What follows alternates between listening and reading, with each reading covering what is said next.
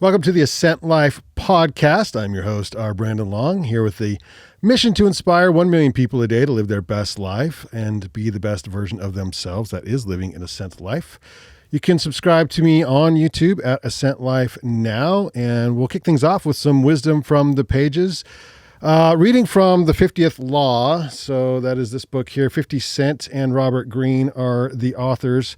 Pretty much Robert Greene's the author, and he just steals information from 50 Cent's life and how he came up on the streets in New York, Queens, I believe, and how he applied that knowledge to his business life. And he was a hustler at the age of 12, was 50 Cent. Hustler, for those who may not be street verbiage, is like he's selling drugs on the corner at 12 years old. And then by 20, he had a record deal and got shot, and then had to figure it out a different way because his record label dropped. I think it was Columbia at first. His record label dropped him, and then he had to figure out, okay, well, I've got to go a different route. And so his perseverance is huge. It talks about that in the book, but also two of the themes that go through the book is self-reliance and fearlessness. Be yourself, the fearlessness to just be yourself. So one of the quotes here, this is chapter 2, Make Everything Your Own, on self-reliance. Grab my shades real quick because I'm at that age now. So says, when you work for others, you are at their mercy. They own your work. They own you. Your creative spirit is squashed. What keeps you in such positions is a fear of having to sink or swim on your own. And he continues later down. Your goal in every maneuver in life must be ownership, working the corner for yourself, because that's like 50 Cent was working corners by himself. The ultimate power in life is to become completely self-reliant, completely yourself. And then in this, later on in this chapter, just another paragraph that I highlighted, underlined.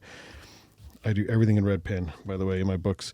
Your life must be a progression towards ownership. First, mentally of your independence, and then physically of your work, owning what you produce. And so I find that fascinating. And everything that 50 Cent did later on was ownership. So owning his own record label. He's an owner in multiple businesses, and he picks a lot of businesses, and they don't always make it. And so that's part of his technique that he learned from hustling, is he would hustle different corners and he would try different things. And then when one didn't work, he moved on to another one. So he applies that to his business, and that's wisdom from the pages. I do have a content suggestion for this week, and this was a fascinating watch. It's on YouTube. It's called "It Took Me 50 Plus Years to Realize What I'll Tell You in 69 Minutes," and it's the GOAT himself, Tony Robbins, with Alex Hormozi. Hormozi interviews Tony Robbins, but it turns into a therapy session. Man, Hormozi got worked in this one. So in a good way. Robbins was doing it for the love, but the comments and the breakdowns afterwards were also just as fascinating, because you're looking at this guy who seems to be very successful on his own and some of the things that he's done, and not seems to be, he just flat out is. And Robbins finds, but he admits to Robbins that he's missing something. Like there's something not there. He's not happy. And Robbins helps him try to figure out what that is in real time, like as you're watching this interview. And it's fascinating. So that is your content suggestion of the episode. Let's dive into the interview. Super excited here to have Fernando Nevarez. Did I say that right? Yes. Fernando Nevarez, a action sports photographer, automobile and action sports photographer and videographer, I guess. Yes. You can call it both. Yeah. What came first, the photo or the video? Photo originally came first. Yeah, it typically does. Yeah. Not always, though. I think our mutual friend Tristan might have shot video first, and then I can't remember. No, well, I think it might have been video with snowboarding. He was like VHS. Yeah. Like skateboard. Like old VHS Yeah. tapes and all that. Yeah. And then I think he picked up a film camera. If I remember the correct timeline, it was video, then film camera, then digital photos. Right on. Let's get to know you a little bit. How did you first get involved? When did you first pick up a camera? When were you like, I think this is what I want to do? Yeah. So originally, it started back in the day like anybody else. You have your mom and dad's camcorder at home. Let's go. Yeah.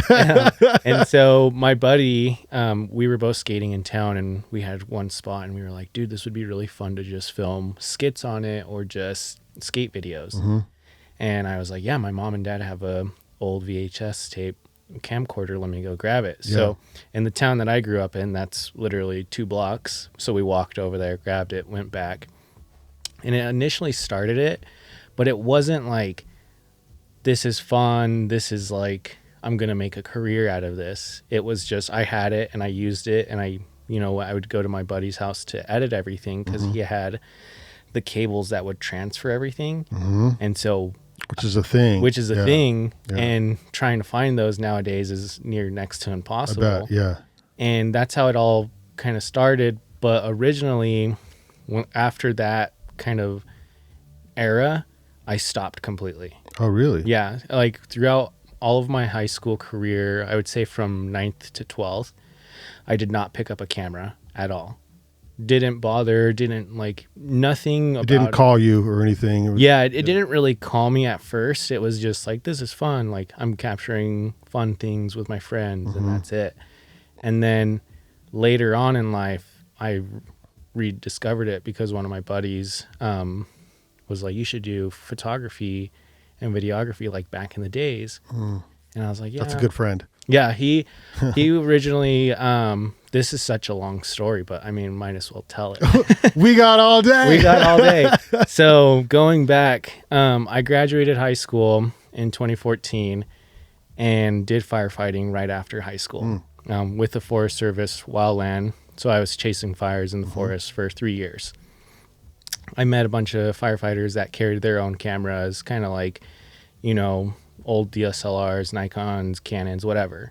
And they would just capture whatever they could. And I was like, that's really cool. But also, I'm so focused on doing my job at hand that no part of me is like, this looks like a great photo. Let me pause. Yes. And just to relate to that, I'm a photo minor from Weber State University, a photo minor. And I always tell my wife, I'm like, I'm the worst photographer because I'll take my camera with me somewhere and I'll just not even use it because you're involved in the moment. And we go to the trailer that we're recording this in is themed in Yellowstone because we go all the time and the photos in here are mine. But when I go to Yellowstone, most of the time I'm focused on finding animals because they're cool. And I'm not focused on but if I go with the mindset of, I'm going to take cool photos today, I'll stop all, like, it's just, you have to like prioritize it in your head to make the shift or whatever. You do. And it's really interesting just like trying to, I don't know, some people say that you have that eye, people are like, you have an eye for photography. And I think it's more of just, you see things in different detail than other people. And that's what catches your eye. Because I'll go, like you said, I'll take my camera to places and everything, and I won't snap a photo at all. But then all of a sudden, there's that one moment where I'm just like, this is it. This is the one, and I'll do it. And lo and behold, that photo becomes one of my favorite photos. But then people are like, why didn't you capture this? Or why didn't you capture that? And I'm like, it doesn't really make sense in my brain to do it that way. And but going back, I did that. I initially got injured after the fire season snowboarding, and I didn't really know what to do as far as like a career, because I was like, this is taking a toll on my body. I can already tell because the recovery time from my injury was like 6 months, and then it turned into almost a year just because my body was just so beat from firefighting. Yeah. And I was talking to my buddy. And it's not like you're an old guy. No, like at the time I was like, I want to say 19. Yeah. Yeah. And that's not good. No. Because that's pretty young. Yeah. I was 19 when this injury initially happened. And so I was young. Doctors were like, this shouldn't be happening to you. And the injury was I ruptured my spleen. I ended up what's called tacoing over a rail. So you completely get on a metal rail and you slip and your whole rib cage lands on it. And I ruptured it. And during that whole process, it was just doctors were like, you're young. How are you this injured? You're pretty much like if you were like on your deathbed at this point, in which I was. And the story of the injury is I died, and then I came back to life. Documented everything on the medical records. It legit says died on the operating table, but was resuscitated. For real? For real. That's crazy. Yeah. And so when you found that out, how did it make you feel? It was kind of like a mind trip because I didn't believe it at first. Yeah. I was like, there's no way that. You're like, I was there. I didn't die. Okay? Yeah. I was like, and what's really funny is during that whole time in that hospital, it felt like an out-of-body experience. And when I found out I had died, I was like, well, for how long? And doctors were like, for 2 minutes tops. It didn't cause anything to damage, you were on, everything They were possible. working on your spleen, I guess. Yeah. Right? Okay. So it was a type 4 laceration, which means in medical terms, you're bleeding to death. And 5 is the last transition. And that means you have I think it's 15 minutes to live before you fully bleed out.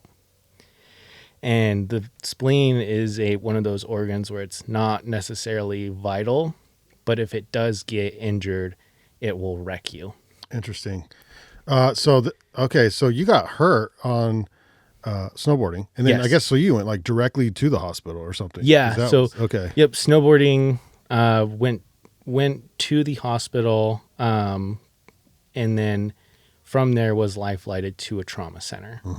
And then in that initial conversation from life flight to that hospital, they were like, we're going to prep a medical room or a surgery room or whatever they call it. And they did it. Doctor comes in, tells people to stop. He had looked over my original CAT scans and all the radiology images. And he's like, I don't think this is as bad as we think it is. Let's put him in intensive care, watch over him, and see how he does. Which was a bad idea. Coming in because 2 days later, they came in every 6 hours or so to do ultrasounds, check up on me, and everything was, smooth sailing. They're like, your body's really doing well, but it is one of those things where how are you this injured for being 19? Yeah. And I was like, I don't know. Yeah. At the time I was like, because you don't know. I don't know. I'm 19. I'm not supposed to leave this world yet, which in my head, I was like, I've done everything crazy at this point in my life where for some people, they're like, you could do the most extreme version, of your life and still live. And that was me firefighting, there's crazy stories within my firefighting world where I had faced death like legitimately close to where I was like, that could have killed me. And you're young, before 19. Yep.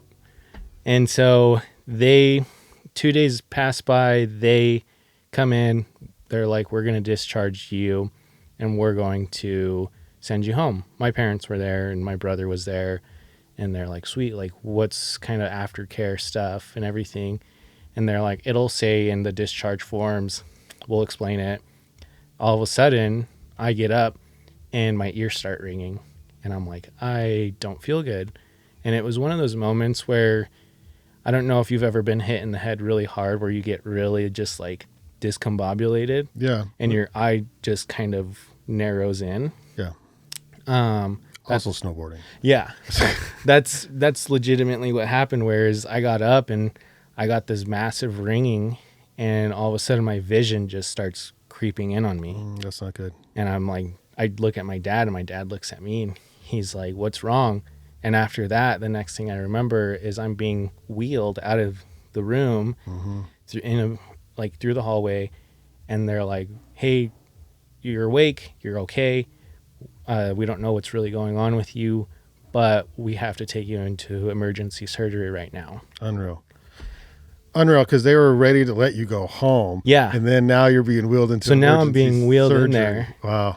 And they have no idea either, because all of their ultrasounds, all of their testing had looked good enough to send you home. Had proven that I'm physically healthy to their standards. And the hospital I was staying at was similar to the U. It was a full university health center, so they had multiple, units and everything. So I was like, I'm in the best care possible, but nobody knows what's going on. That's scary. And so once we get in, they do their whole thing, prep. I go under. I wake up 2 weeks later. So is that a coma situation? Yeah, it was a medically induced coma. Okay. Yeah, I was 2 weeks medically induced coma. The full thing, tubes down. Yeah. And didn't wake up 2 weeks later. I guess I had woken up kind of in between that 2 weeks, but it wasn't enough to justify taking out the breathing tubes.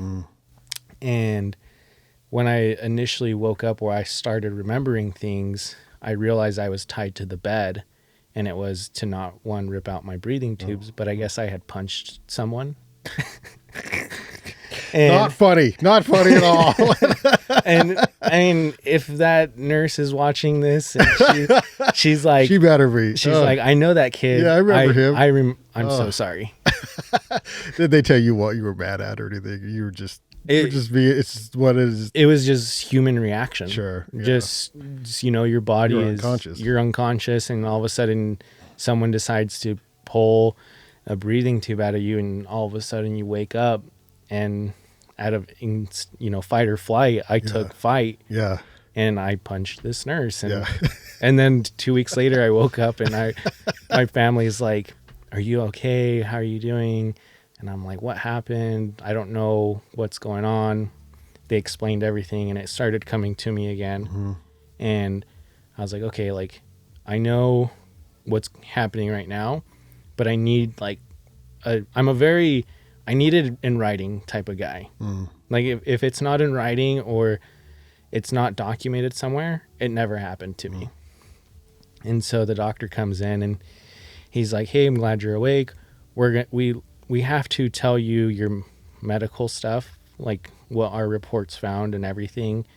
And they had, gone through everything where it's like, we had from the beginning where it was, you were in an accident, you had a type 4 laceration, you were bleeding to death. We thought you were okay. You weren't okay. You went into emergency surgery.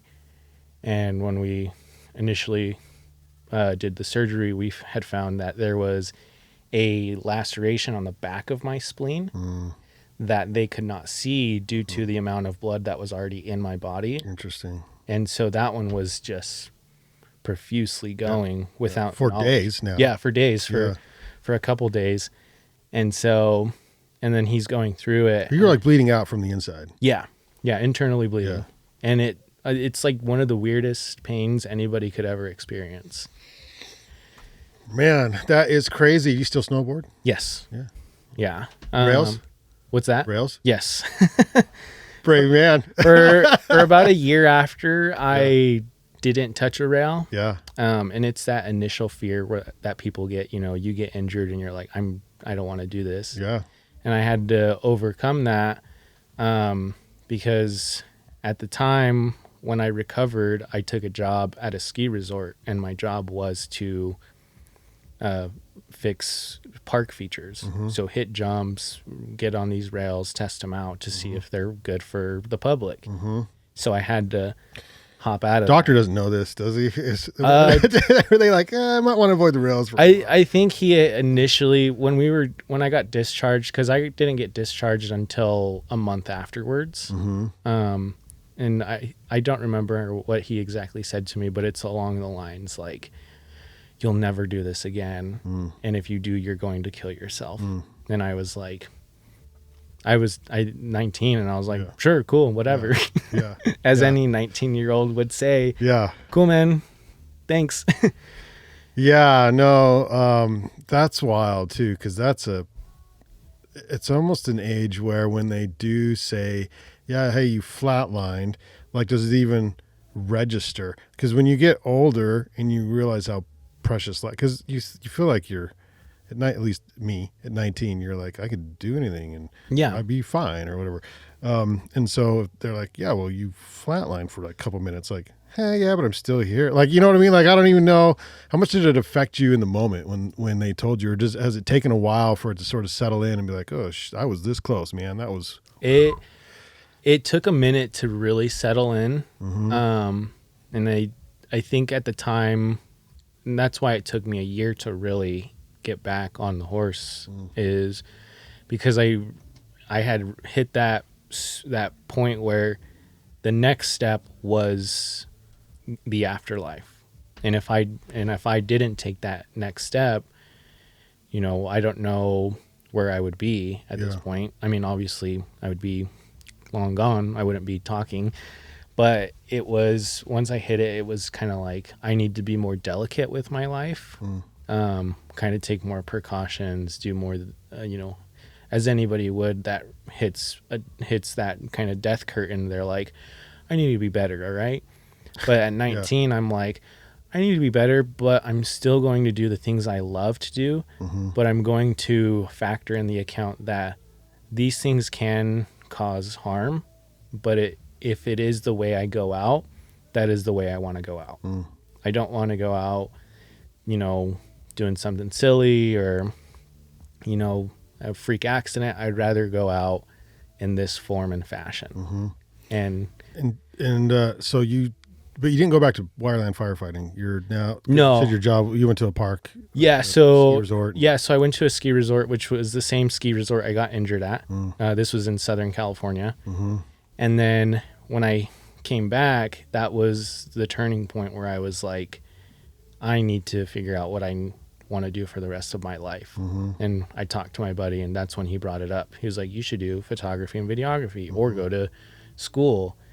And so I looked into Weber State and, a bunch of different colleges like Boise, the one in Pocatello and all that. And I was like, okay, well, what can I do that intrigues me? And since I was this is a pro tip, by the way. This is a question that everyone should ask, and you don't even have to go to death first. Like, you don't have to got to take my route. The Fernando route. We're chatting with Fernando Nevarez, Instagram _Fernando Nevarez, and also Nevarez Studios. By the way, you should follow him. He's got beautiful photos, action, and auto, which we'll get into here in just a minute. But yeah, that is a pro tip: is beginning with the end in mind. And I lost the book on that. It's a famous book, The 7 Habits of Highly Successful People. And I let someone borrow it, and I just need to buy it again. But that's one of those 7 that I just remember, is begin with the end in mind. So ask yourself that question. It's like, okay, what do I really want to do? And sometimes had you not gotten hurt, you just rode the wave of work and paying the bills, and then maybe not getting to the point where you had to ask yourself that question. I don't know. I think for a lot of people that don't really know what they want to do, they pick the white picket fence lifestyle. Have a family, 9 to 5, and do your hobbies, and that's it. And then for me, it was, okay, what is my end goal here with what I want to do? And so my buddy was like, you should go to, do photography and videography. And he had friends within the Weber State program, and I talked to them, and they were like, come out with us, see if you... Photography program? It was the digital media program. Okay. Yeah, and this is kind of a weird route. Since I didn't know what I wanted to do, I legit grabbed the booklet of all their programs, and I flipped through it, and I said stop, and I pointed at one, and it was athletic training. Oh, interesting. And I was like, all right, I guess we're going into athletic training. Yeah. And I was like, we'll try it. I don't know anything about anatomy. I've never taken anatomy. Yeah. But this sounds like a fun route. I'm an athlete myself. I snowboard, I skateboard. I do stuff within this realm. I did, growing up, I was a very good athlete within track and football and all that. So I was like, cool. It's my realm. We'll see how this pans out. Yeah. Got through one semester, and I was like, this is not. Nope. Yeah. I think I took, it was anatomy. I can't remember what level of anatomy. Yeah. But it was, once I finished. It was level nope. Yeah. What it was. Honestly, I finished my final, and I knew I wasn't going to perform well. Yeah. But I tried my best at it. You know, I was like, might as well go 100, Try it. Yep. try it 100% in, realized this wasn't for me. And I reached back out to those friends and they took me on this crazy tour through the campus with their program. And I was like, this is really cool. I want to do what? Digital media. Mm-hmm. And within that program, it shows you everything from photography, videography, director, production, just whatever route you really... What year was this? This was 2016. Okay, because I was a return student, and I went from 08 to 12, and in 12 is when I think they got rid of the photo 2 in the lab because they were moving everything to digital up there. So, yeah, I don't remember them having that particular course, like digital media. Maybe they did. It was a relatively new one. Yeah. It was kind of a very underground type of field. Because they didn't really know what to call it at the time. Sure. And so it made sense. The future? Yeah, the future. I mean, because when I started it, the professors that were in it, and I mean, they were all brand new to this type of industry where it was a communications degree, which, you know, I did a lot of communications classes and learned, you know, a lot of good vo-tech on certain things. But when it came to the digital media aspect of it, it was like, pick your own story. Do you want to be a director? Do you want to be a producer? Do you want to film college live sports? And that was an option. That's an option where you go up to the football games or basketball or whatever and you film it. And that seems more of my type of realm. So I went and did it and I fell in love with it. And so from there I was like, this is really cool. I love to capture sports. And that's where the action sports came into play, because I immediately, I think it was the second or third semester, I actually went out and bought a DSLR camera and I started just capturing my buddies skating again, snowboarding. I did a lot of landscape at the time, and that was the time I met Tristan. And we would go out and, you know, try to develop this new... Who's, you know, all right landscape photographer. Yeah, I mean, by far some of the best and most insane photos I've seen.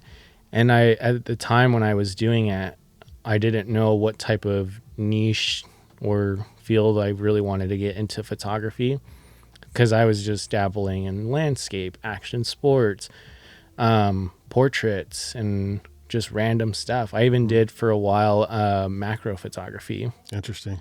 And I would go out. Pretty cool. And it was fun. But it was like, this is me just testing it out again, seeing what works and doesn't work, kind of just throwing spaghetti at the wall. And I was like, this isn't the right path. Internally, I knew it wasn't the right path, where I was like, this isn't really what I want to do, to just, oh, I'm a landscape photographer, but I also do this and I do this and I do this. But so I, you know, as any creative would, took a deep dive into the YouTube University. Amen. And thank you, YouTube. Honestly. And just, you know, looked up what people were doing. And through there, I saw a lot of things where it was like, people were like, try everything. Other people were like, niche down and do one specific thing that you're good at. And that's where the action sports really came into play, where I was like, okay, I know I'm good at this. I should put all my time and effort into this and see where it goes. And keep in mind, going through a full program, college program, and a job that funds this college program, to trying to be a creative, there's so many different aspects. And I was, at the time I was a junior, I was ready to just be like, once my senior year hits, I'm done. Yeah. I don't want to do anything creative anymore. Yeah. Yeah. It does burn you out. And it's because the grind of doing all three things of school, life, studying, and being a creative, it's like, I can't do it all. No. And so I really reverted back to wanting to go to firefighting. You know, I was like, I know I'm good at that. And I know I can make my way through the ranks. And the you know what you get paid. Yeah, I know. It's not a guesswork. No, it was, they have different levels to it. And the more you go through those levels, you understand how much you make. But then eventually you become a desk jockey.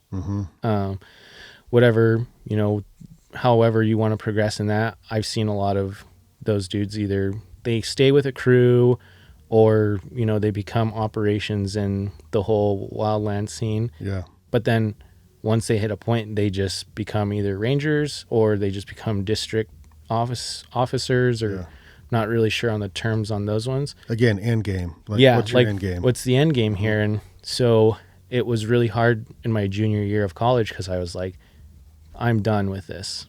This isn't making me money. I'm not having fun anymore. Like, I need to switch it up. And I graduated Weber, and at the time I was with my now wife, and I was like, what should I do as far as like creating? I don't know what I really want to get into. This is fun and it's good, but I don't see the end goal in it. Can I just say I'm happy to meet someone who also had these same conversations with their spouse? Yeah. It's like, it's so nice because creatives probably have these all the time where they're trying to figure it out. They just haven't quite landed on the thing yet. You know? It's one of those things where you're right on the cusp, right? You're right on the cusp of really making a breakthrough. And I think the hardest thing to do is break that cusp and really get over the edge of it. Shout out to supportive spouses. Yes. Shout out to my wife for listening to a million of my ideas and my frustrations. And I mean, anything that I had, and like anything within photography or videography, I know she has no idea what I'm talking about. Yeah. But it's good to get her side of it, because there are certain things where I'll ask her and I'll be like, what do you think of this? And she'll, repeat what I said to me. And I'm like, did I really say that? And she's like, yeah, that's what you asked me. Yeah, sounding board is nice. And I'm like, okay, that doesn't make sense. But now I see how I'm formatting the question to myself, or what I'm asking myself internally. Now I need to refine this process. Yeah. And she went through it, at the time, within that time frame, it was COVID. And so everything was shut down. Creatives were dropping like flies. And it's that you're right on the cusp, but you're seeing everybody just drop. And you're like, is this really for me? Because I don't even know if I'm going to make it through this, this lockdown. And once we got out of everything and everything started kind of coming to light, I was doing a internship with a brewing company in Salt Lake, and they were, I was doing all of their social media. It was content creation, social media management, even to graphic design, which I have no business in. Thanks, Canva. Yeah. Well, at the time it was a lot of Photoshop. Yeah. I don't think Canva was around at that time. Okay. Or it could have been, and I just didn't know about it. I started graphic design which oddly enough, Photoshop, which is not even the right program to use. No. But if you're a photographer like that, you just use Photoshop. Yeah. And then Canva came along. I was like, this is so cheating. What is going on? Yeah. And it's brilliant at the same time. It is, and it is cheating, but it's also just one of those tools where you're like, this makes my life so much easier. And so I was doing everything for this brewing company, and I was like, okay, this is kind of a good career path. You are the director in a sense for this company for all their marketing, all their graphics, everything. And I had looked up online. I'm like, I don't know. I think I looked up marketing director. Yeah. And I was like, what do marketing directors make in a year? And it was like 6 figures at the time. Yeah. And I was like, okay, I'm not there at a 6-figure rate, but I could probably convince this guy to pay me maybe $40,000 to $50,000 for everything that I'm doing. Right. And at the time, he had 5 different establishments within his brewing company. So keep in mind, that's 5 different social medias, Facebook, Instagram. At the time, it was Twitter as well.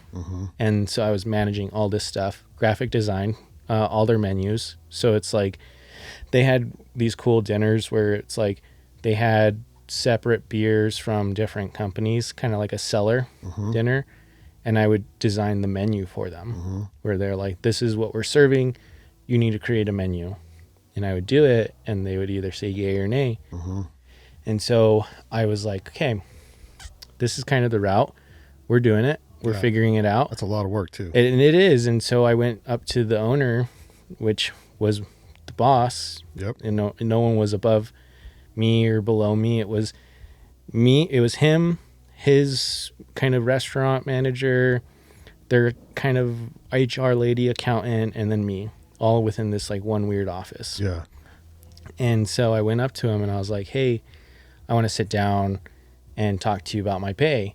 And he's like, yeah, for sure. Like, let's talk. Because at the time, it went from internship to an actual job. And I had gathered everything that I could. Analytics, what I've done for them, how much has progressed their company. And I pitched everything to him. And I was like, I'm only asking for 45.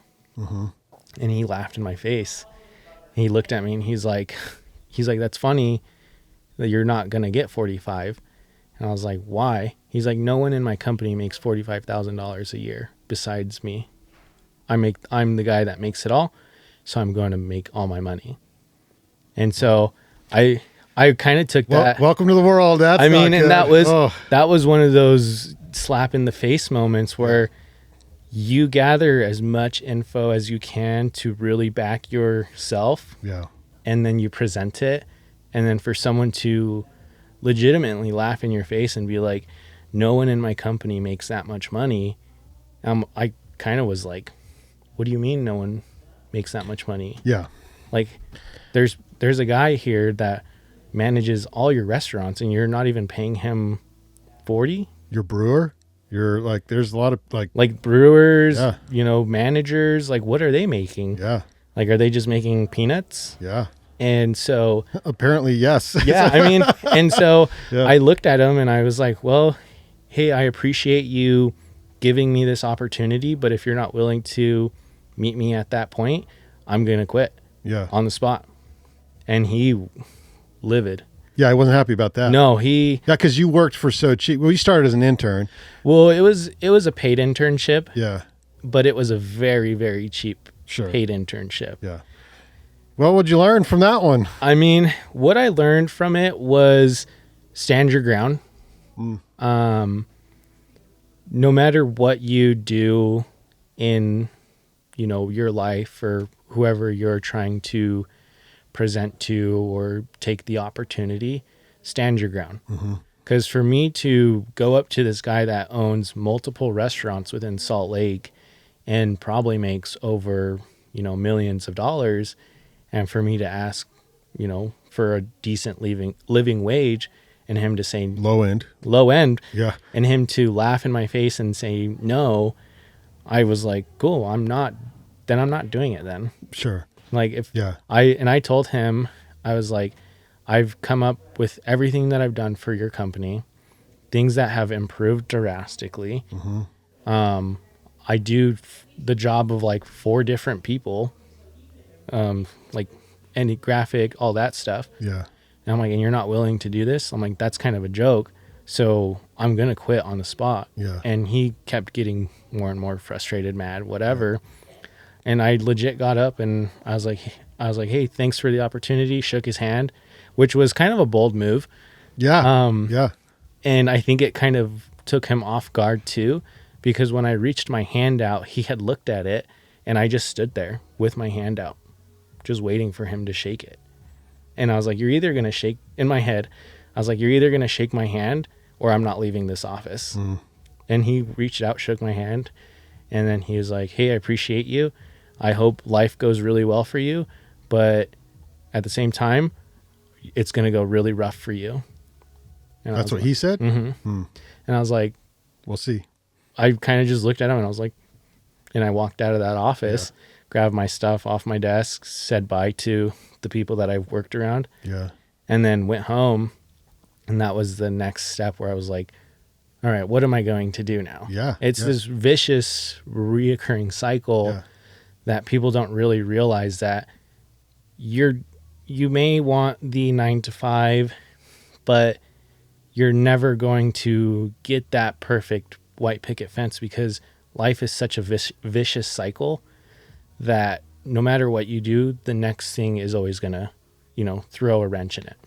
This is why we'll take it back to the 50th Law here with the book that I'm reading with 50 Cent and Robert Greene. And he talks about that. It's ownership. Mm-hmm. So he had all the control because he owned the business. And Yeah. so it's like, so when you don't have ownership, and 50 talks about it as far as like the music industry. Yeah. Like that's why he started his own label. And it's like, because you don't have any ownership. Like they own you. And so, yes, that is part of the deal. And so now you have your own business. So now I have my own business. I mean, I took that leap of faith and I was like, I'm going to do freelancing. Mm-hmm. What does this look like for me in a sense of the long run? Mm-hmm. Do I just want to be a freelancer? Do I want to have my own studio space? Do I want to, get into the producing director world? So I pretty much went back to the beginning where I was like, think of it as you're starting over in the digital media program and you have all these routes that you want to take.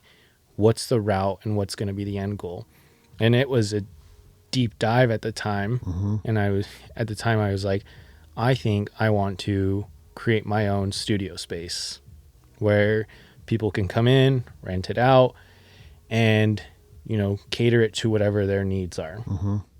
Whether it just be, product photos, modeling, whatever, it's a one-stop shop type of deal.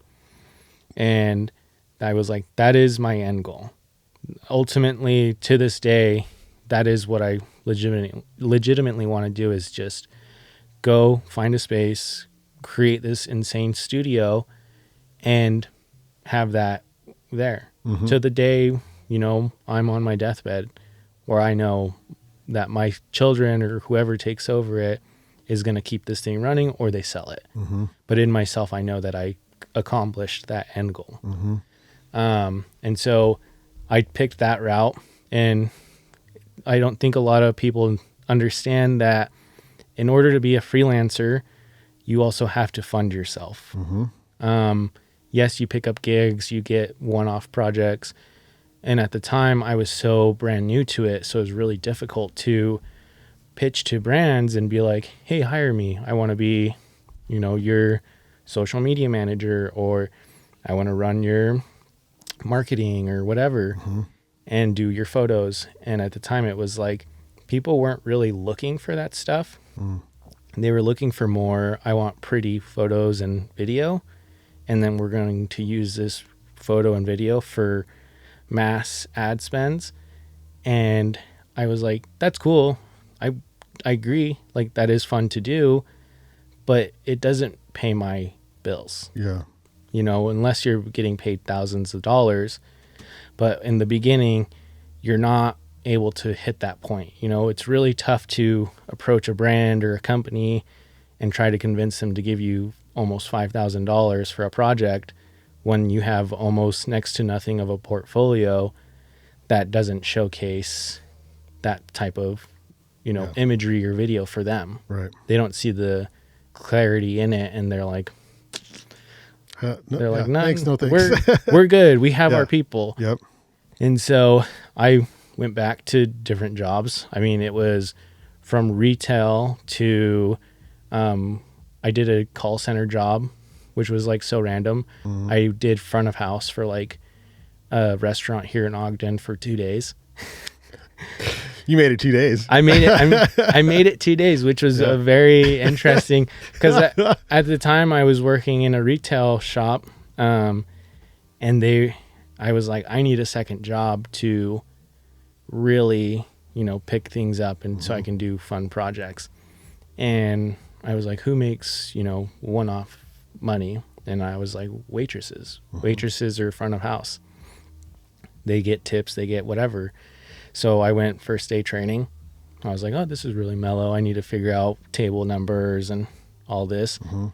And then the second day hit, and it was a bad day. And I was like, Nope. No, this is not me. Nope. Because it's one of those things, you're out of your realm and you have no idea. Yeah. But the end goal wasn't there for me. Yeah. Maybe because I was so driven and focused on what I wanted to do. Yep. No, it's hard. And then you can't work I'm the same way. And a lot of people are. It's like, listen, how does this get me from point A to point B? Yeah. And if you can't even see like, well, because it helps me pay the bills for 10 minutes, then, but if you can't even fight through that, you're like, no, I can't even, we got to figure this out a different way. Yeah. So I left that job. Yep. See you later. Yes. Left it in the dust. And then at the time I was living with Tristan, and he was working for a rehab facility with youth. Mm-hmm. And he pitched to me that I should work for one of the houses. They had 3 separate houses, and it was all within the Ogden community. And I was like, that sounds pretty fun. Like, I was like, what do you do in your job? And he had worked weekends, and he explained to me pretty much all I do is I hang out with these kids, and I take them to places like movies, skate parks, bike parks, whatever you could think of within this budget. You do it. Mm-hmm. You just have to be a mentor with these kids and rehab them, right? Mm-hmm. That's what they're in this program for. So coming from a realm of not even doing this type of stuff or even thinking as myself as a mentor, I went into it just kind of blank, where I was like, this is a blank canvas to do whatever I want within my freelance world. Mm-hmm. It paid really well, which was nice, mm-hmm. which is at the time was the most money I had made besides firefighting. Mm-hmm. And so I was like, this is going to help me fund my projects or, really grow my business. Mm-hmm. But I didn't realize how much time you spent with these kids really drained your energy for the week. Yeah, I bet. Because it was Friday, Saturday, Sunday is when I worked from, I believe at the time it was 7 a.m. to 12. So a full, almost, I think it's a 16-hour shift. Yeah. And you do that for 3 days straight. Yeah. And you just get drained. Yeah. And so Monday would hit, and I had Monday through Thursday off. Mm-hmm. And I didn't even want to do anything because I was so drained from dealing with the youth, the teenagers. Teenagers are scary, like the song says. But it was just one of those things where I had to stick with it because at the time I had talked with my mom and dad about it, and my dad is a very, you do it and you stick to it, because he worked on a farm for 30 plus years and he was their right hand man. And so he was like, you either stick with it or you don't. Yeah. He's like, don't. I think he was already over my kind of BS of you died, you came back, now you're not even, you went through this whole college program and you don't know what to do with your own life. Like, he's like, figure it out, man. Yeah. Yeah. And my dads are great, aren't they? My dad's a very fun person. One of his favorite things to say to me is I'll be telling him something, I'll be like a cool story or an idea or a frustration or whatever, and he's like, cool, man. And that's all he does. That's all he does? Yeah. That's now great. Now he's a little bit, I think he has his grandkids and he has his, his family's closer than ever. Yeah. He's a little more lean back and he'll listen and tell you stuff. But at the time he was like, cool, man. Like, what do you want me to do about it? Oh my God. Hardcore. And I mean, that's what shaped me and my 2 older brothers was, you have this great opportunity to live life the way you want it. But what about it? And I think that's where he kind of got that idea where he was like, and what? Well, it's fascinating you say that, because just earlier today I was kind of writing in my little journal. I'm like, so we live in the United States of America, so we're free to make these choices, right? And yet we then basically enslave ourselves through maybe a lack of self-confidence or something, where we get stuck in these lives that we don't like sometimes. And it's like, yeah, and so cool. And like, you're stuck doing what? Like, go live life. Go make a decision and go for it. Yeah.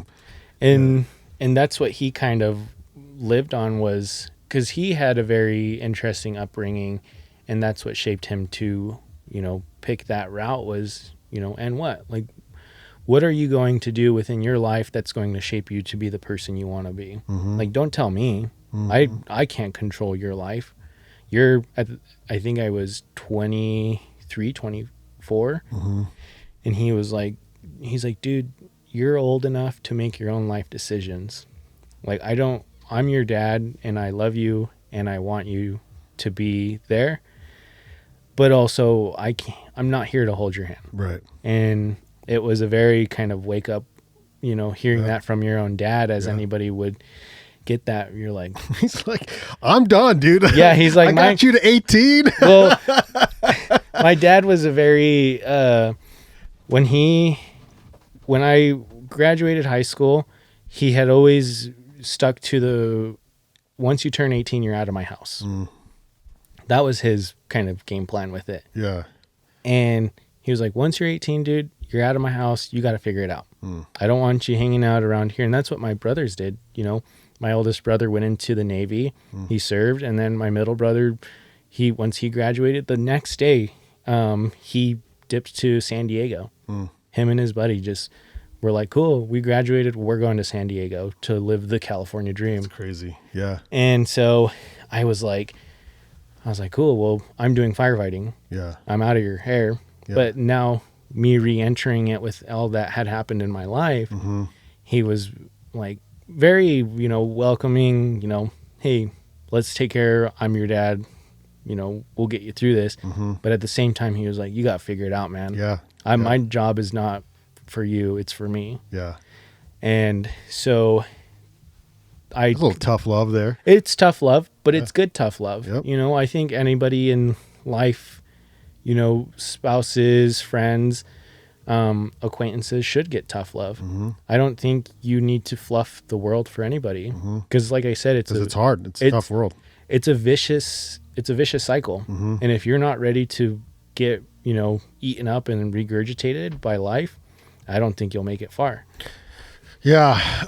And so self-employed now, and you're digging through how to do that, like how to be that, how to do your own thing. And we were just talking before we even started about like now, like you got to do the books, and it's like accounting and things. And then, but your photography is grown too, from action sports, recently into like auto like nice cars. Like, yeah. How did that happen? So it initially started 2 years ago. I haven't been an automotive photographer for that long. I went out and bought one of my dream cars, which was a Subaru WRX STI. I had always seen these cars, and I was like, I want one. As anybody would, because they're cool cars. And I had the opportunity to buy one. And I went out, bought it, came home, and I was like, I can't believe I did this. What am I going to do with this thing? Yeah. I'm like, I have no business even being in this car. I'm not a car guy. I'm a car enthusiast. I love cars because I grew up with a old square body Chevy. So I would, work on that, or, do hooligan things, drag racing, drifting in the winter. But still, it was like one of those imposter syndromes where everybody knew you had the cool car, but the moment they knew you didn't work on it or didn't do anything to it, you were kind of detached from it. And so I took it as an opportunity to dive into automotive photography. I was like, okay, well, I have the car. I have a cool car that people appreciate. I might as well go out and create stuff with it. Yeah. And that's what I did. I mean, drove it everywhere within Utah, went up to Yellowstone in it for our wedding. And drove. Did you get married in Yellowstone? Yeah. No way. Yeah. So did I. Where? Like out, like in the park itself, or is there in West? No, in West Yellowstone itself, there's a, it's the old railroad I don't know, it's like the Union. Yeah, it's like a Union City. Yeah, like their Union Station, but up there. Yeah. So they rent that out as a venue. Yeah. And I knew they had rented that place out as a venue because when I was younger, I was in a quinceañera, which is like a Sweet 15 if you don't know what a quinceañera is. It was in that same building, and I knew they rented it out. And so my wife, we were trying to do all this wedding planning ourselves and everything, and she was like, where should we get married? And she was like, we should just do it here in Utah. I was like, I think we should go somewhere else. And she's like, where? I was like, so there's a venue in Yellowstone, and I showed her photos of it, and she was like, this is really cool. And she was like, I have to see it in person. So we took a weekend trip up there, saw my mom and dad, went up there, talked to the people, and they're like, do you want to reserve it? Because our calendar for the year, because we went, it fills up. I mean, I didn't know venues get filled up that quickly. Yeah, they're like a year out. Yeah. Most of them. And so she was like, we have a spot in September if you want it. And it's the last spot. And if you don't say yes now, you'll never get it. That's crazy. And so you got married in September in Yellowstone? Yes. So did I. Look at that. So did I. September 6th. 26. So, okay, yeah. And we got married. So there's a chapel in Mammoth. Okay. And you can get married there, but you can't, they don't sign the documentation in the park. So I drove out of the east entrance to Cody, Wyoming. Okay. So our paperwork says Cody, Wyoming. The ceremony was in Mammoth, and then we drove to the west. There's some condos that we rented in West, and that's where we like hung out afterwards or whatever. Okay. But yeah, same thing. Nice. How cool is that? It is. I love that place, and it's the best place to drive a car. So if and when like I get, say, my GT3, that's where I would take it. I would go to freaking Yellowstone like as fast as I could. Yeah, I mean, I think hope Buffalo decides not to ram it. So yeah. I mean, I think anybody that gets into that realm of like owning their dream car is like, I'm going to take this to places I've always wanted to take it. Yeah. Because for me, when I bought mine, I had done all my normal Utah stops, right? I was like, we're going into the valley, we're going out to the salt flats, we're going here, we're going there. I had done it all. And so, and within that process, shout out to Utah. Doing a lot of shout outs on this one. Yeah. They've got some pretty cool landscape for that stuff. They do. Southern Utah to the desert, the salt flats. Like, it is a wide variety. It is. And I mean, it's one of those things, and you can see it in my photos where it doesn't look real. Like the most recent one I had done was out in Draper, and it's this mountain pass that just drops into another town, and the background is insane. And I actually had someone DM me, and they're like, dude, is this real? And I'm like, yeah, it's a real road. Yeah, it's in this area. And I sent him the pin. Yeah. And I was like, you can go to it right now, and you can probably capture the same image. Yeah. And he went and did it, and he sent me a photo. He had pulled off to the side, and he sent me a photo of it. And he's like, no way, this is insane. And I was like, where are you from? Yeah. And he's like, I live in Bountiful. And I was like, oh, so you're closer to me. Yeah. And he's like, yeah, that's why when I saw this photo pop up, I was like, there's no way this is Utah. This has to be generated. Like, it's not real. And that's the one thing, beauty like of Utah is, you can get multiple landscapes. And that's why with my car, at the time, I was like, we're doing everything with this thing. I have hard drives just full of a blue Subaru. Yeah. Yeah. And that's initially how it started. And then from there, it just progressed to going to car meets, being part of the car community, meeting new and different people, that have more higher end cars, and just reaching out to them and being like, hey, let me photograph your car for free, because I was still building an automotive portfolio. So I was like, let me just do this. And to this day, I still do some free stuff, because to me, the value within doing free automotive work is insanely impressive. because you never know who's watching your stuff. Yeah. And I've had, insane celebrities that have seen my work and will like it or send me a DM and they're like, this is beautiful. Awesome. Yeah. And it's one of those kind of testimonies where you never know what type of work you do and who it'll reach. Right. And that's why with automotive, where I'm like, this is more of a community focused area, but a very difficult community. Very transparent right here is the car community can be very toxic, can be very rough for newcomers. And that's where that kind of, I'm not a mechanic, I just like the cars. People will see right through that and be like, you're not a real person, or you're not a real car person. And it's harsh, and you kind of get excluded from it. But then I found that route of being able to twist that and be like, okay, well, if I'm an enthusiast and I love cars, I love being around them and the people around it, how can I fit this in within what I want to do that will get me to my end goal? And that was the route. And I was like, sweet, let's just keep going with it, doing car photos and everything. Well, and there's that style of the videos now that people use on Instagram all the time is blowing up, or has blown up over the last year and a half, 2 years.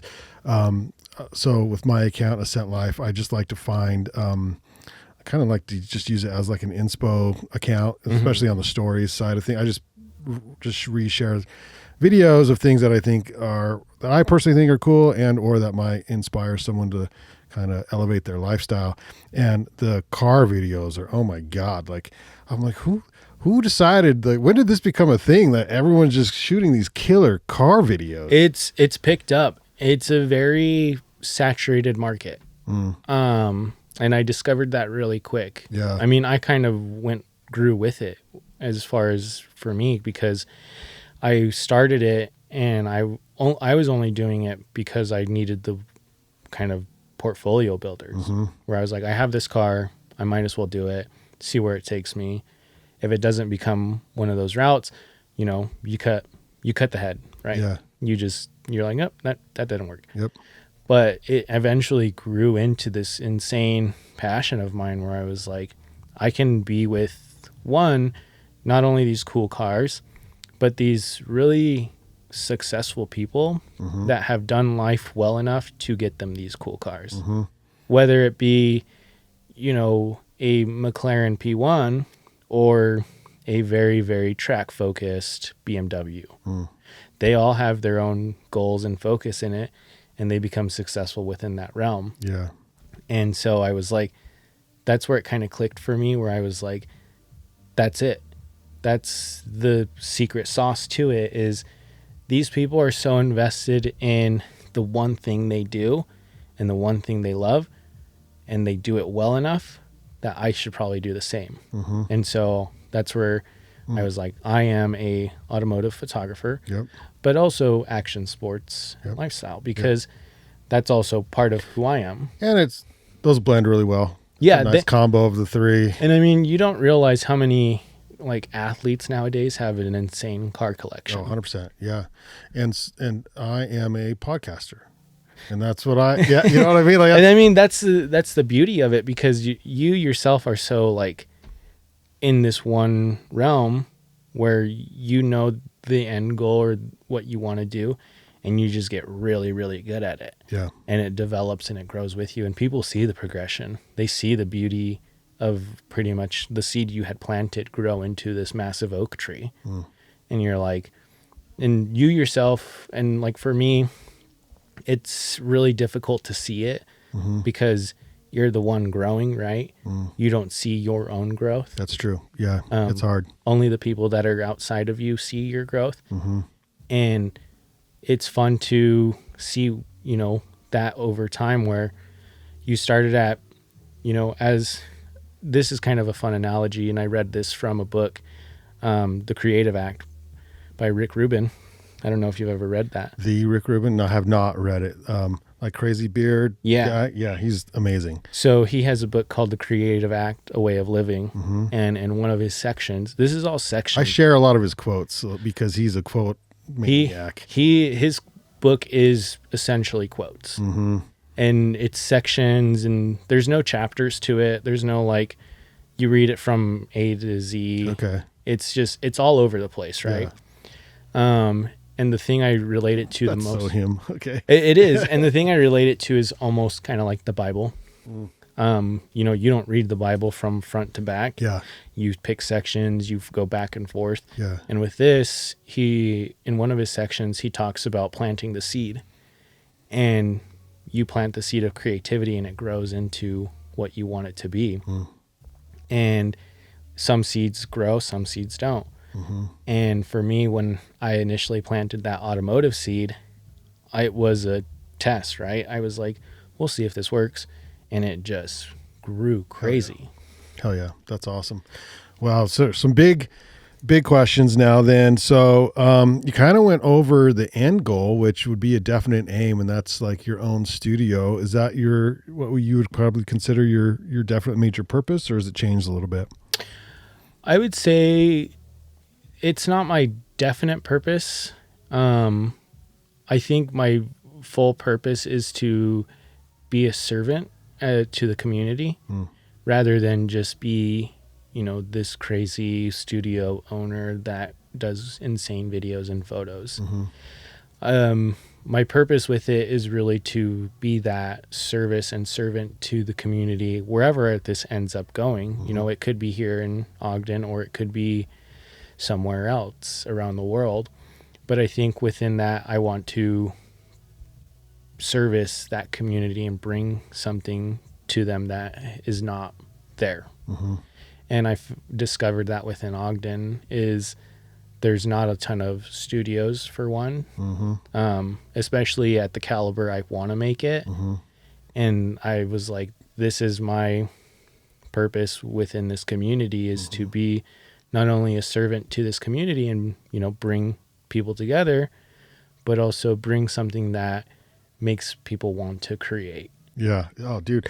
So I just, for whatever reason, I must have clicked on something, right? Because now the algorithm's feeding me all these warehouse studio things, and they're, actually, I think it was Sola Salons downstairs had an ad that I clicked on because they're in the building that we're recording, and then it started sending me like these salon studio things, right? Yeah. And the one was like, oh yeah, it's in New York. Okay, so whatever, like. They didn't get the geo reference right or whatever because I'm not in New York, but it's like these studios where it has the photo wall and then it has like podcast space and then it has like a kitchen for a full, you know what I mean? And it's got like the whole, and it's just a freaking studio. So they make some really cool stuff these days. They do, and so there's a few that I've taken inspiration from.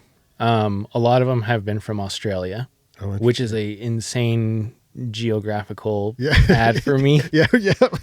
Wrong country, but I think one day I had a reel had popped up and it was I think it was a Lamborghini on one of those cool cyc walls, and they were doing a photo shoot on it, and they had some crazy stuff going on, and I was like, what is this space? Like, where is this? It has to be in the US. And I clicked on it and it was in Australia. And ever since then, it's been just constantly feeding stuff to me. And that's where the idea struck with me is like, again, being that servant of the community, but also creating a space for people to come in where not only they have them down south. I will say there's multiple places in anything past, I think it's like Draper, that have these certain spaces, right? But it's usually agencies or people that have, you know, money and they want to create a space to rent out. And one of my buddies is actually doing that within that area. You know, he took that concept where he's like, I want to create this insane space for people to come in. You have multiple different sets. You have the cyc wall.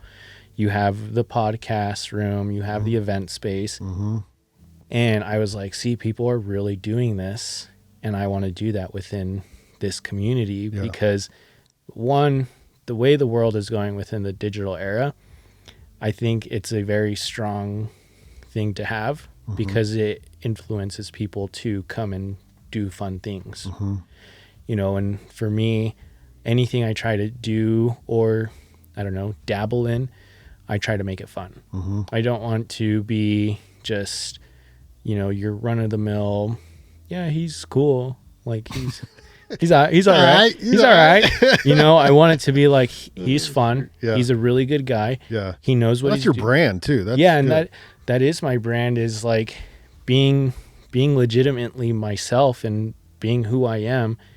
And Wait, I have a story for you, by the way. Oh yeah. The first time I heard your name Uh-huh. was because you created videos, reels that I thought were awesome. I'm like, who's doing this work for this local coffee company? Yes. And I was talking to the owner, and he's like, oh, we got this guy Fernando. I'm like, who the hell is this guy Fernando? Like because being a marketer for a small business in a smallish town, Mm-hmm. it's like we all know each other. Like I know who all the players are. And I was like, who the hell is Fernando?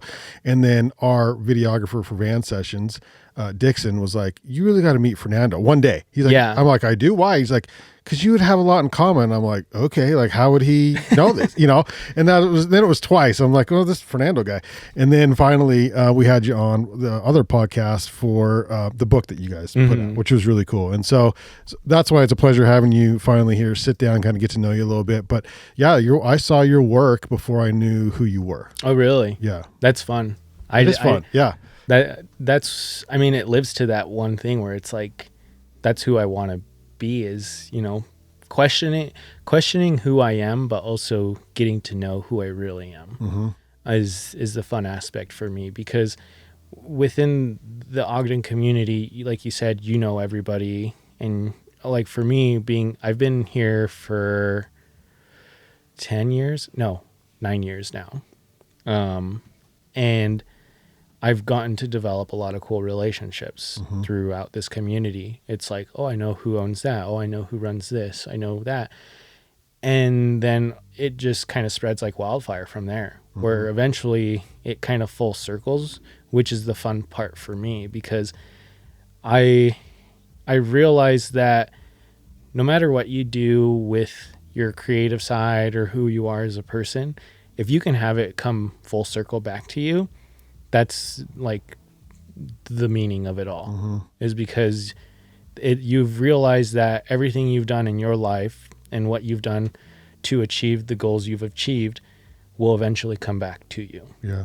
And for me, that's the one thing. That's the goal. That's the one thing. So your best life, how would you define living your best life? Coming through flatlining, which is crazy. Absolutely. It like real thing. And then now you're like living your dream life, or attempting to. Yeah. I would say, I wouldn't say I'm living my best life. I would say I am vicariously living the life I'm going for. Oh, love that. Yeah.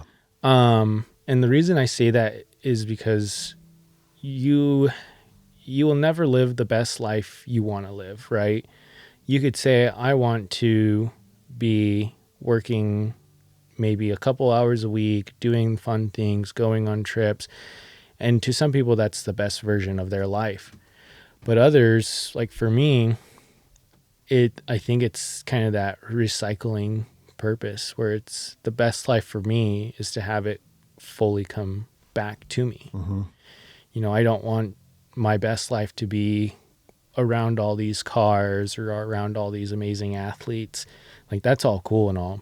Like, yes, it is the fun aspect of it, but when it comes back to your best life, I think it has to come back to you as it originally has meant to be. Yeah. And what's really funny about that is, this is a fun story that ties into it, is when you had reached out to me to be on the podcast, I told Tristan and everything. And I was like, yeah, I originally wanted to reach out after the Book of Stoke podcast we did, or the episode. But I told Tristan, I was like, I don't think it's right to, reach out to people and ask to be on a podcast. It's just, it happens all the time.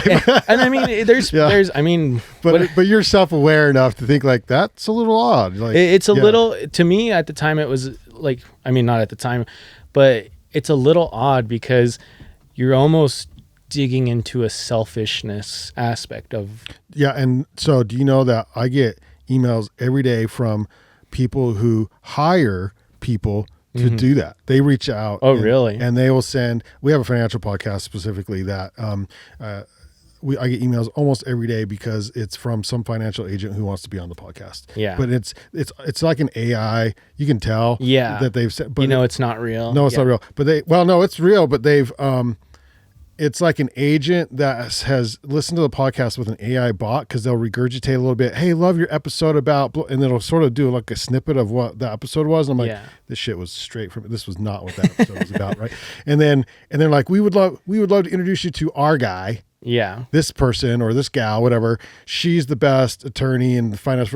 You should consider having her on your podcast. And like I get those all the time, because podcasting now has become this marketing avenue for some of these professionals. That's like, oh, if we just get on the right podcast, then everyone will find out who we are. And I think that's the worst way to approach it. Yeah. And that's what initially deterred me from doing it, was because I was like, because I had seen all your clips and everything, like I was saying, and I was like, this is a really cool podcast. And I myself want to be on it because, one, I have a crazy story, and I feel like I have a lot of life experience.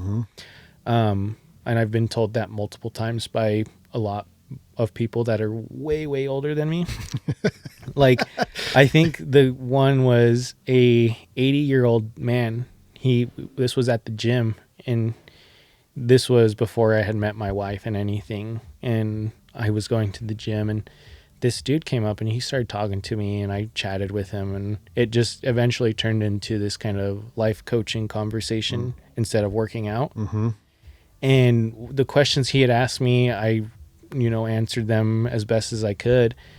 And he looks at me at the end of the conversation. He's like, has anybody ever told you you're an old man in a young body? And I was like, well, I feel that way because doctors say so themselves, that I myself am, a lot older than I really tend to be. Yeah. And when I had reached out, I was like, I don't think it's right for me to reach out, and it's very selfish, and I need this to fully come back to it, right? Fully come back to me. And then you reached out, and that was one of those life moments where it came back. Yeah. Because I was like, sweet. Yeah. And I reached out because I could feel, because when I met you, I was like, he's got something in there he needs to get at. We need to hear about. Like you kind of give off that vibe. It's like, there's something in there we need to pull out of him a little bit. So, like I said, there's so many stories. Yeah. Yeah. And I gave you the very, very short version of the injury. Yeah, I'm sure. I try to I've told the story so many times to people. Yeah. And I try to keep it short because it's a very, it's a story that progresses over a month long. Yeah. I'm not going to go day by day with people, but it's a good story because it's something that happened in my life that altered the course. And to 100%. me, I think that's something that will eventually happen to anybody, is something will happen in your life that will alter your course that you were destined to do. Yeah. I had a good, close high school friend of mine who flatlined during COVID, and whose wife was a nurse in the exact same hospital in which he flatlined, could not see him because COVID rules, right? And I didn't know. I saw him later after everything. He lived. He came through, and then. But I recorded a story, so if that's ever something you want to do. But it took I think it's 6 hours of recording him retelling the story.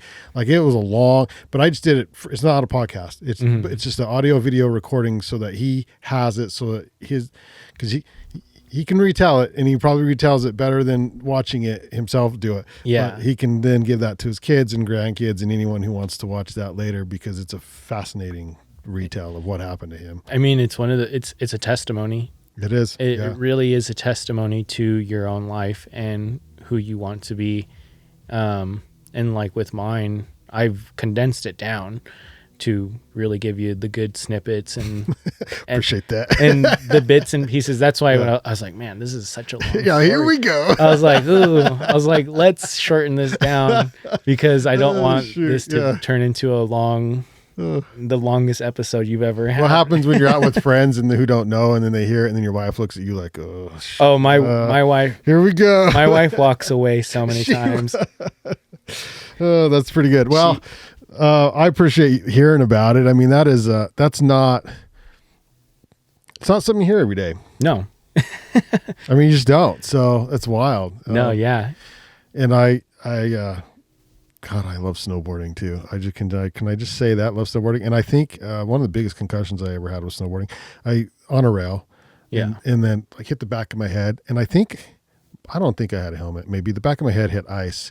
And I got on the lift and went to the top of the lift, and I got off the lift, and I was sitting there in the snow. I was by myself. I was sitting there in the snow, and I'm like, who's my wife, and where am I, and what am I doing? Like, I was gone like that because the concussion had settled in a little bit, and I'm like, yeah, this isn't good, dude. Like, I got to figure out how to make it back down the hill home, and like, and it's scary. But and then I wore a helmet every day after that because that was scary, man. I don't want that crap to happen.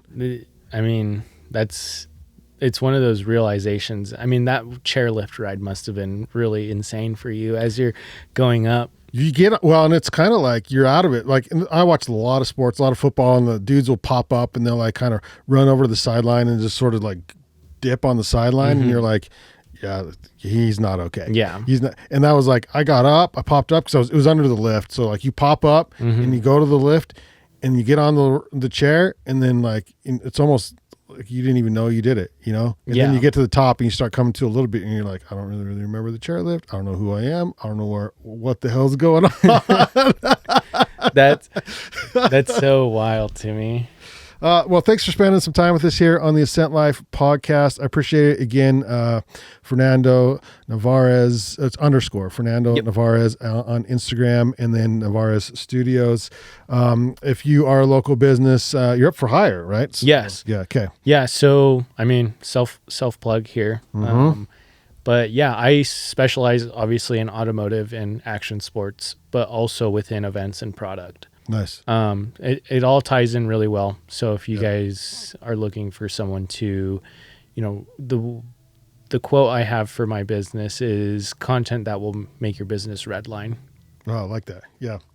Take off. Yeah. It's very good. Well, thank you for tuning into this episode of the Ascent Life podcast. If you made it this far in the program, please subscribe on YouTube at Ascent Life now for your daily dose of visual inspiration. Check out my Instagram at Ascent Life on Instagram, and please subscribe to the weekly Ascent Life newsletter where I share what I learn each week. And it's just once a week on how to live your best life. Link to subscribe will be in the show notes down below. Thanks for joining me on this journey as we all push towards self-actualization through resilience, adaptability, creating a positive impact on the world, and using our unique ability to fulfill our own purpose and become the best version of ourselves, healthy, wealthy, and wise. We will see you on the next Ascent Life podcast. Cheers and Godspeed.